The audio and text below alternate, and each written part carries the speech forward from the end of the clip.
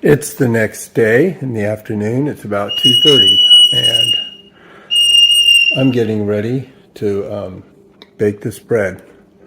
The first thing you gotta do is preheat the oven, but in order to get that, you also want to preheat the dishes that you're going to be using to cook the bread.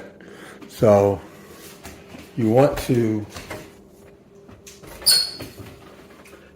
yeah, that's about right. You want to basically cook the bread somewhere near the middle of the oven, but to prevent the burner on the bottom from burning the bottom of the bread, I like to put a cookie sheet down on the bottom rack. Then we take the Dutch oven, or whatever device you're going to use to cook the bread in, and you put it inside while it's cool, because we want to preheat all of those things. And the way to preheat the oven is to set it to 400. You know, I forgot. Just a moment.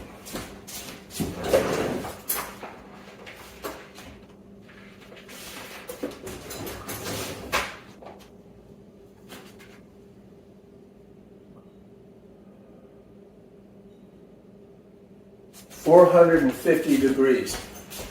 So set it for 450 degrees. And let that preheat for an hour. You want everything really hot in there. So we will see you in an hour. The oven has been heating up for an hour. We've taken the bread dough out of the refrigerator a little bit ago, and we are ready to bake this bread. So we have here baking paper, or whatever you call that, parchment paper.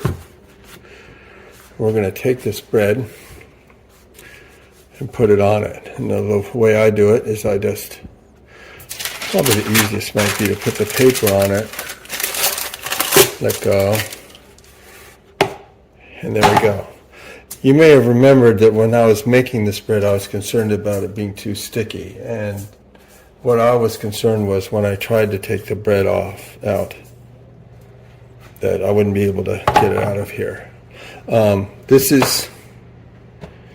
brushing off some of the excess rice flour, but it's not that important. This rice flour in the Benson is going to produce a striping pattern on the bread.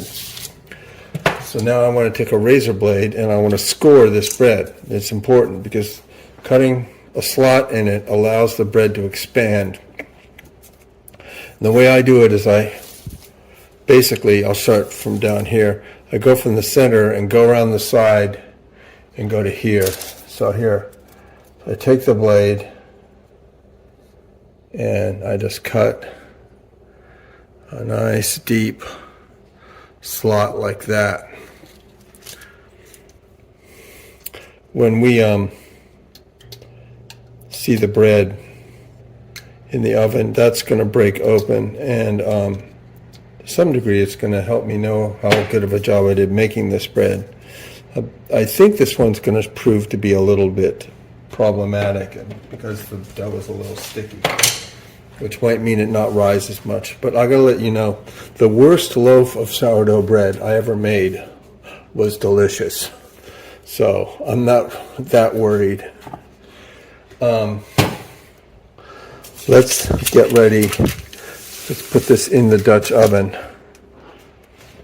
I'm taking the Dutch oven that I put in earlier out of the main oven, and I'm putting it right here.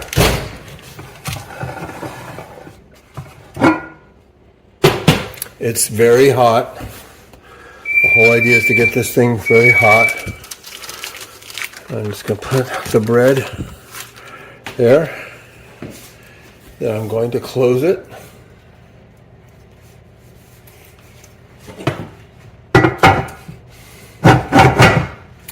And then I'm going to put it in the oven.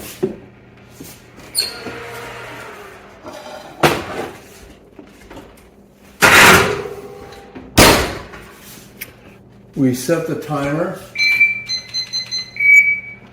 for 20 minutes. So in 20 minutes, we're going to take a look and see what this bread looks like. It'll be the first hint. Basically, it's a two-step process. We first bake it in the oven with the top closed on the Dutch oven, and then we finish it by taking the top off and continue baking it until it's ready. See you in 20 minutes.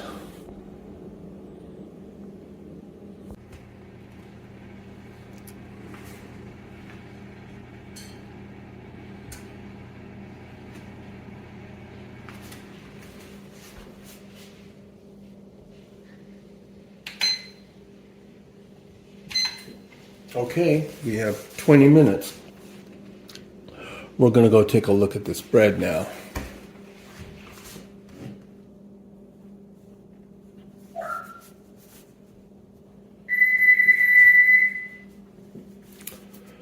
Okay, take the top off. Can you see that? It's cooking fine. It's not opening up as much as I usually get, but it's cooking just fine. I'm sure it's going to be delicious. I'm going to set the timer for 10 minutes. And we'll take a look at the end of 10 minutes. But it looks like usually it ends up cooking an extra 15 minutes after the first 20 minutes. We'll see how it goes this time. Bread's been in there another 10 minutes. Let's take a look. Oh, it's still got a ways to go.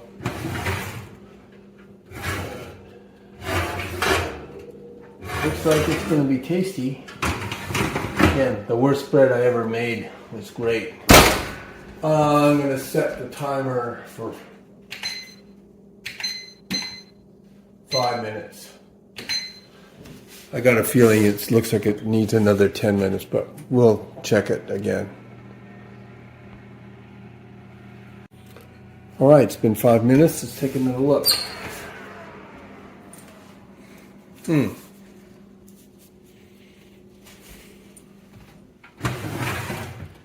Still pretty light. I think it can take another 5 more minutes. Then we're probably going to be done. Generally, I don't like to let them get too dark, but it's got a little more to go. It's been 5 more minutes.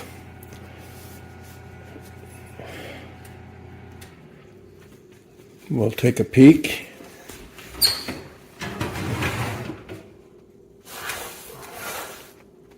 That looks good to me.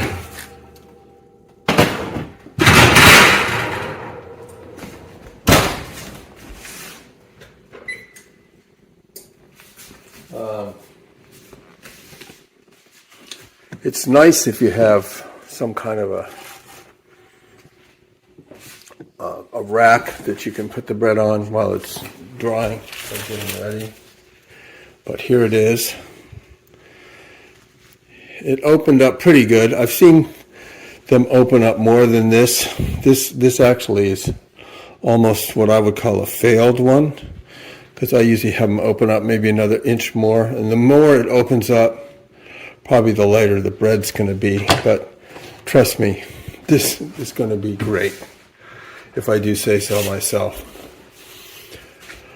I'm going to let it sit for a while, and then I'm going to cut it open, and we can take a look inside. Generally speaking, it's recommended that you don't try to cut up into bread till it's at least a half hour old, maybe. But and it's hard to cut when it's this fresh. I really like to have this bread while it's hot, so I'm going to cut a piece off here. You see how it's kind of collapsing, and that's because of how warm it is. But so it's not that easy. The only thing that will cut, but just so that you can see what we're talking about here, this is a real live rustic loaf. And it was made with almost no effort, as you saw. So good luck to you. Make your own now.